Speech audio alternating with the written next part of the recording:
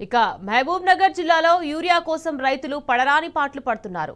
జిల్లా కేంద్రంలోని ఎరువుల విక్రయ కేంద్రం వద్ద యూరియా కోసం రైతులు పడిగాపులు కాస్తున్నారు. ఎరువుల విక్రయ కేంద్రం వద్దకు భారీగా రైతులు వచ్చారని తెలుసుకున్న మాజీ మంత్రి శ్రీనివాస్ గౌడ్ వెంటనే అక్కడకు చేరుకుని రైతులతో మాట్లాడారు. అదే సమయంలో క్యూ లైన్లో ఓ రైతుకు ఫిట్స్ వచ్చి కింద పడిపోయాడు. వెంటనే శ్రీనివాస్ గౌడ్ ఆ రైతును అంబులెన్స్ లో ఎక్కించి ఆసుపత్రికి పంపించారు. రేవంత్ సర్కార్ తీరుతో రైతులు ప్రాణాలు పోగొట్టుకునే దుస్థితి వచ్చిందని శ్రీనివాస్ గౌడ్ మండిపడ్డారు.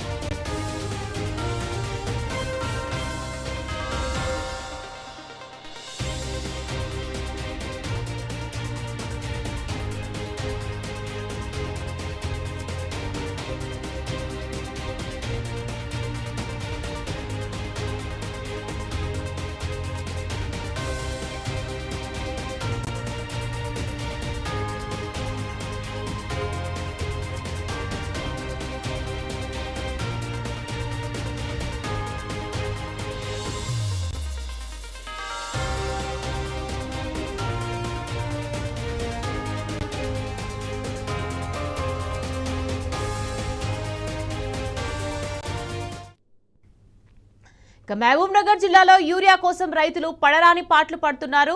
జిల్లా కేంద్రంలోని ఎరువుల విక్రయ కేంద్రం వద్ద యూరియా కోసం రైతులు పడిగాపులు కాస్తున్నారు. రైట్, ఇదే విషయానికి సంబంధించి మరింత సమాచారాన్ని మా ప్రతినిధి నరేష్ అందించేందుకు సిద్ధంగా ఉన్నారు. నరేష్, చెప్పండి, ఎరువుల విక్రయ కేంద్రం వద్దకు భారీగా రైతులు వచ్చారని తెలుసుకున్న మాజీ మంత్రి శ్రీనివాస్ గౌడ్ వచ్చారు. దీనికి సంబంధించి అప్డేట్స్ ఏంటి మహేష్? నిఖత్, మహబూబ్ నగర్ జిల్లా కేంద్రంలో రైతులు యూరియా కోసం తీవ్రంగా ఇబ్బందులు పడుతున్నారు. తెల్లవారుజామున 4 గంటల నుంచే యూరియా కేంద్రం వద్దకు చేరుకొని యూరియా కోసం పడిగాపులు కాస్తున్నారు. యూరియా కొరత రైతులను తీవ్రంగా వెంటాడుతుంది. సరైన సమయంలో యూరియా చల్లకపోతే పంట దిగుబడి రాదని రైతులు ఆందోళన చెందుతున్నారు. దీంతో యూరియా కోసం తెల్లవారుజామున యూరియా కేంద్రాల వద్దకు చేరుకొని పడిగాపులు కాస్తున్నారు. తిండి తిప్పలు మానేసి క్యూ లైన్ లో ఉంటున్నారు. చెప్పులు క్యూలైన్లు దర్శనమిస్తున్నాయి. నిత్యం ఇదే తంతు మహబూబ్ నగర్ జిల్లా కేంద్రంలో కనిపిస్తుంది. చుట్టుపక్కల గ్రామాల నుంచి పెద్ద ఎత్తున రైతులు అక్కడికి చేరుకొని యూరియా కోసం ఎదురు చూస్తూ ఉన్నారు. యూరియా కోసం ఎదురు చూస్తున్నటువంటి రైతులతోటి మాజీ మంత్రి శ్రీనివాస్ గౌడ్ మాట్లాడారు. మాజీ మంత్రి శ్రీనివాస్ గౌడ్ అక్కడ చేరుకున్నటువంటి సందర్భంలో ఓ రైతు క్యూ లైన్ లో నిలబడి అతను ఫిట్స్ వచ్చి కింద పడిపోయాడు. వెంటనే అంబులెన్స్ కి సమాచారం ఇచ్చి అతన్ని హాస్పిటల్ కి తరలించడం జరిగింది.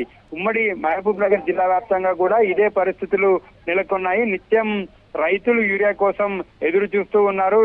కాంగ్రెస్ ప్రభుత్వం పూర్తిగా యూరియాను రైతులకు అందించడంలో విఫలమైంది. ఇటు కేంద్ర రాష్ట్ర ప్రభుత్వాలు కూడా యూరియాకు సంబంధించి ఒకరి మీద ఒకరు నెపం నెట్టేసుకుంటూ రైతులను మాత్రం ఇబ్బందులు పెడుతూ ఉన్నారు. దీనిపై కూడా రైతులు మండిపడుతూ ఉన్నారు. ఈ డిమాండ్ కి తగ్గట్టు సప్లై చేయకపోవడం వల్లే ఈ పరిస్థితి నెలకొందని, గతంలో ఎప్పుడు కూడా ఈ విధంగా యూరియా కోసం నిలబడలేదని రైతులు గుర్తు చేసుకుంటున్నారు. బీఆర్ఎస్ ప్రభుత్వ హయాంలో యూరియాకు సంబంధించి డిమాండ్ చేయడంతో ఎటువంటి ఇబ్బందులు పడలేదని, 10 ఏళ్ల తర్వాత మరోసారి కాంగ్రెస్ ప్రభుత్వ హయాంలో ఈ విధంగా ఇబ్బందులు పడుతున్నామని రైతులు ఆవేదన వ్యక్తం చేస్తున్నారు.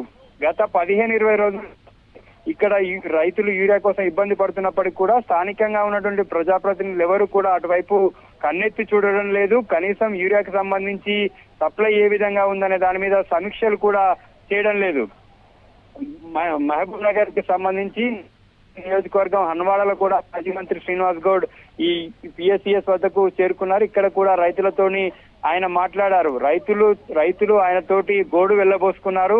నిత్యం ఇక్కడికి వచ్చి గంటల తరబడి క్యూ లైన్ లో నిల్చున్నప్పటికీ కూడా యూరియా దొరుకుతుందనేటటువంటి నమ్మకం లేదని మా రైతులు మాజీ మంత్రితోని చెప్పుకున్నారు. వారి బాధలు నిన్నటువంటి మాజీ మంత్రి శ్రీనివాస్ గౌడ్ చెల్లించిపోయారు. కాంగ్రెస్ ప్రభుత్వం వెంటనే ఈ యూరియా కొరత లేకుండా చూడాలని చెప్పి ఆయన ప్రభుత్వాన్ని డిమాండ్ చేశారు. ప్రభుత్వము ఈ యూరియాకు సంబంధించి పూర్తిగా విఫలమైందని, అసలు కనీస సమీక్ష లేకుండా కనీసము రైతులు ఏ విధంగా ఇబ్బంది పడుతున్నారనేది చూడకుండా పైగా రైతుల ఇబ్బందులను అపహాస్యం చేస్తూ సీఎం మంత్రులు మాట్లాడడం పట్ల ఆయన ఆగ్రహం వ్యక్తం చేశారు. ఇప్పటికైనా ప్రభుత్వము ఇటువైపు కేంద్రాల వద్ద ఉన్నటువంటి రైతుల గోసను తీర్చాలని ఆయన ప్రభుత్వాన్ని డిమాండ్ చేశారు. Nikhat. Right, thank you Naresh.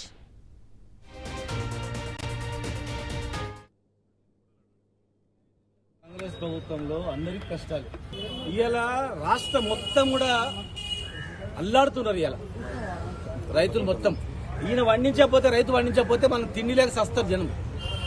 ఇంత పెద్ద భారతదేశంలో హైయెస్ట్ దేశంలో ఉన్నటువంటి సగం జనాభాకు తెలంగాణ నుంచే మేము వరి వండించి పంపించేది.